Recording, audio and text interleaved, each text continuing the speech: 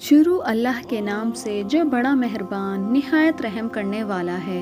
کروڑوں درود و سلام حضرت محمد صلی اللہ علیہ وآلہ وسلم پر، آپ کی آل پر، تمام صحابہ کرام پر۔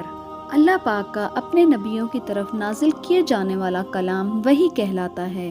وحی پیغمبروں کے ساتھ مخصوص ہے، جیسا کہ اللہ پاک فرماتا ہے، اور ہر بشر کی یہ مجال نہیں کہ وہ اللہ سے کلام کرے۔ بعض اوقات ہمارے ذہنوں میں سوال آتا ہے کہ اللہ پاک نے ایک ہی دفعہ پورا قرآن مجید نازل کیوں نہیں کیا، تھوڑا تھوڑا کیوں نازل فرمایا تھا؟ تو جان لیجئے کہ یہی سوال ایک دفعہ مشرکین مکہ نے بھی حضور صلی اللہ علیہ وآلہ وسلم سے پوچھا تھا۔ اس کے جواب میں اللہ پاک نے سورہ فرقان کی آیت نمبر 32 اور 33 نازل فرمائی۔ اللہ پاک فرماتا ہے، اور یہ کافر لوگ کہتے ہیں کہ ان پر سارا قرآن ایک ہی دفعہ نازل کیوں نہیں کر دیا گیا؟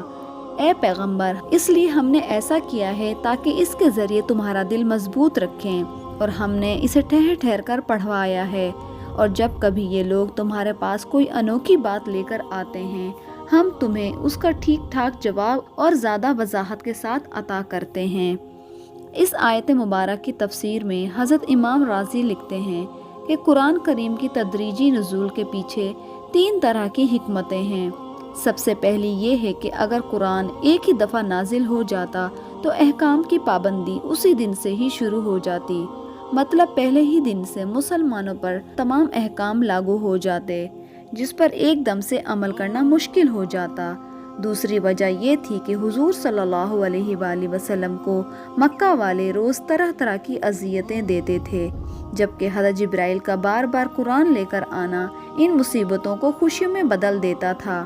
تیسری وجہ یہ ہے کہ قرآن کریم کا ایک بڑا حصہ لوگوں کے سوالات کے جواب اور مختلف واقعات سے متعلق ہے، اس لیے ان آیتوں کا نزول اسی وقت مناسب تھا جس وقت وہ سوال کیے گئے تھے یا وہ واقعات پیش آئے۔ اس سے مسلمانوں کی بصیرت بھی بڑھتی تھی۔ قرآن کریم کی غیبی خبریں بیان کرنے سے اس کی حقانیت اور زیادہ اشکار ہو جاتی تھی۔ مختلف انبیاء پر اللہ پاک نے مختلف طریقوں سے وحی نازل فرمائی ہے، جبکہ اللہ پاک نے اپنے آخری نبی حضرت محمد صلی اللہ علیہ وآلہ وسلم 6 طریقوں سے وحی نازل فرمائی ہے۔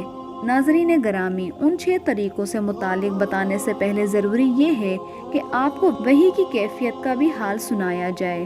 ابن سعد سے روایت ہے، وہ بیان کرتے ہیں کہ حضور صلی اللہ علیہ وآلہ وسلم پر وحی نازل ہوتی تو آپ کا چہرہ انور متغیر ہو جاتا، جیسا کہ کھجور کی زرد شاخ ہو، سامنے کے دانت کپ کپانے لگتے، سانس رکنے لگتا، اور آپ کو اتنا پسینہ آتا کہ اس کے قطرے موتیوں کی طرح جھڑنے لگتے۔ فتح الباری میں روایت ہے کہ وحی کی کیفیت میں کبھی کبھار ایسی شدت بھی ہوتی تھی کہ اگر حضور صلی اللہ علیہ وآلہ وسلم اونٹنی پر سوار ہوتے تو وحی نازل ہوتی تو وحی الہی کے بوجھ سے اونٹنی بیٹھ جاتی۔ ایک بار اسی طرح وحی آئی اور آپ صلی اللہ علیہ وآلہ وسلم کی ران مبارک حضرت زید بن ثابت رضی اللہ تعالیٰ عنہ کی ران پر تھی، تو حضرت زید کو اس قدر وزن معلوم ہوا کہ وہ فرماتے ہیں کہ میں نے کہا کہ میری ران جلد ہی کچلی جائے گی۔ امام بہقی اور بہت سے صحابہ سے روایت نقل کرتے ہیں کہ وحی جب نازل ہوتی تو کبھی کبھار ہلکی ہلکی آوازیں دوسروں کو بھی محسوس ہوتی تھیں۔ صحابہ کے اقوال نقل ہیں کہ جب حضور صلی اللہ علیہ وآلہ وسلم پر وحی نازل ہوتی تو آپ کے چہرہ مبارک کے قریب شہد کی مکھیوں کی بھن بھناہٹ جیسی آواز سنائی دیتی۔ آئیے ناظرین، ان 6 طریقوں کے متعلق آپ کو بتاتے ہیں کہ جس طرح اللہ پاک نے نبی آخر الزماں حضرت محمد صلی اللہ علیہ وآلہ وسلم پر وحی نازل فرمائی۔ سب سے پہلے طریقے کو امام بخاری روایت کرتے ہیں کہ ایک دفعہ حضور صلی اللہ علیہ وآلہ وسلم سے حضرت حارث بن حشام رضی اللہ تعالیٰ عنہ نے پوچھا، یا رسول اللہ، آپ پر وحی کیسے نازل ہوتی ہے؟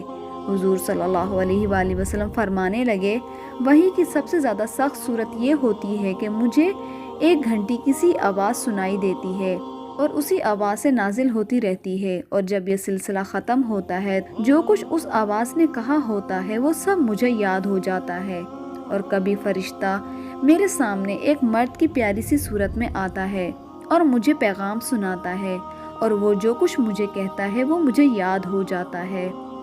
شیخ محی الدین ابن عربی نے اس کا مطلب یہ بیان کیا ہے کہ ایک تو وحی کی آواز گھنٹی کی طرح مسلسل ہوتی ہے اور بیچ میں ٹوٹتی نہیں، دوسری گھنٹی جب تک مسلسل بجتی ہے تو عموماً سننے والے کو اس کی آواز کی سمت متعین کرنا مشکل ہو جاتا ہے، کیونکہ اس کی آواز ہر جگہ سے آتی ہے اور محسوس ہوتی ہے۔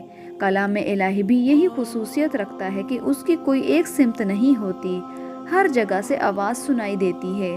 جب اس طریقے سے آپ صلی اللہ علیہ وآلہ وسلم پر وحی نازل ہوتی تو آپ صلی اللہ علیہ وآلہ وسلم پر بہت زیادہ بوجھ بڑھ جاتا تھا۔ حضرت عائشہ سے روایت ہے کہ جب اس شدت سے وحی نازل ہوتی تو سخت سردی میں بھی حضور صلی اللہ علیہ وآلہ وسلم کی پیشانی مبارک پسینے سے شرابو ہو جاتی۔ وحی کی دوسری صورت یہ تھی کہ فرشتہ کسی انسانی شکل میں حضور صلی اللہ علیہ وآلہ وسلم کے پاس آتا اور آپ کو اللہ پاک کا پیغام پہنچا دیتا۔ روایت میں بھی موجود ہے کہ حضرت جبرائیل علیہ السلام مشہور صحابی حضرت دحیہ کلبی رضی اللہ تعالیٰ عنہ کی صورت میں حضور صلی اللہ علیہ وآلہ وسلم کے پاس تشریف لاتے اور اللہ پاک کا پیغام پہنچاتے تھے۔ وحی کی تیسری صورت یہ تھی کہ حضرت جبرائیل علیہ السلام کسی انسانی شکل اختیار کیے بغیر ہی اپنی اصلی صورت میں بھی دکھائی دیتے تھے، حضور صلی اللہ علیہ وآلہ وسلم کو اللہ کا پیغام دیتے۔ ایسی صورت میں جب بھی حضور صلی اللہ علیہ وآلہ وسلم کے پاس حضرت جبرائیل علیہ السلام آئے تو اللہ کا خاص پیغام ملا۔ وحی کی چوتھی صورت یہ تھی کہ آپ کو نزول قرآن سے پہلے سچے خواب آتے تھے، جو کچھ آپ کو خواب میں نظر آتا وہ اگلی صبح نمودار ہو جاتا۔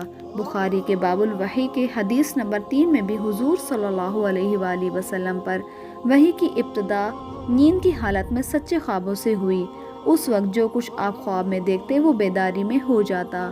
وحی کی پانچویں صورت یہ تھی حضرت جبرائیل علیہ السلام کسی بھی صورت میں سامنے آئے بغیر آپ کے قلب مبارک میں کوئی بات القاء ڈال جاتے تھے، اسے اصطلاح میں نفس الفرعہ کہتے ہیں۔ حدیث پاک میں حضور صلی اللہ علیہ وآلہ وسلم نے فرمایا، حضرت جبرائیل نے میرے دل میں بات ڈالی ہے کہ کوئی نفس مرتا نہیں یہاں تک کہ اس کا رزق مکمل ہو جاتا ہے، لہذا تلاش رزق میں اعتدال اختیار کریں۔ وحی کی چھٹی صورت فرشتے کے واسطے کے بغیر اللہ تعالیٰ کی آپ صلی اللہ علیہ وآلہ وسلم سے براہ راست گفتگو، جیسے کہ اللہ تعالیٰ نے حضرت موسیٰ علیہ السلام سے گفتگو فرمائی تھی۔ وحی کی یہ صورت موسیٰ علیہ السلام کے لیے نص قرآنی سے قطعی طور پر ثابت ہے، لیکن نبی پاک صلی اللہ علیہ وسلم کے لیے اس کا ثبوت قرآن کے بجائے معراج کی حدیث ہے کہ جب آپ صلی اللہ علیہ وآلہ وسلم پر معراج کی رات نماز کی فضیلت وغیرہ کے سلسلے میں اللہ تعالیٰ نے اس وقت وحی نازل فرمائی جب آپ صلی اللہ علیہ وآلہ وسلم آسمانوں کے اوپر تھے۔ ناظرین گرامی، حضرت ابو ذر رضی اللہ تعالیٰ عنہ بیان فرماتے ہیں کہ رسول صلی اللہ علیہ وآلہ وسلم نے مجھ سے ارشاد فرمایا، تو صبح کو جا کر کتاب اللہ کی ایک آیت سیکھے، یہ تیرے لیے 100 رکعت نماز سے بہتر ہے، اور تو صبح کو جا کر علم کا ایک باب سیکھے، خواہ اس پر اسی وقت عمل کرے یا نہ کرے، یہ تمہارے لیے 1000 رکعت پڑھنے سے بہتر ہے۔ اسی طرح حضور صلی اللہ علیہ وآلہ وسلم نے فرمایا کہ قرآن کے ایک حرف پر 10 نیکیاں ہیں، جبکہ الف لام میم 3 حرف ہیں، یعنی کہ الف لام پڑھنے پر 30 نیکیاں ہیں۔ دوستو، زیادہ سے زیادہ قرآن پاک پڑھیے اور سیکھیے اور اپنی اولادوں کو بھی اس کی ترغیب کریں۔ اللہ پاک ہم سب کو قرآن مجید پڑھنے اور سمجھنے اور اس پر عمل کرنے کی توفیق عطا فرمائے۔ بروز قیامت اللہ پاک ہمارے گناہوں پر پردہ فرما کر ہمیں نبی پاک صلی اللہ علیہ وآلہ وسلم کی شفاعت نصیب فرمائے۔ کمنٹ سیکشن میں آمین لکھنا مت بھولیے گا۔ امید ہے کہ آپ کو ہماری یہ ویڈیو پسند آئی ہوگی۔ جزاک اللہ۔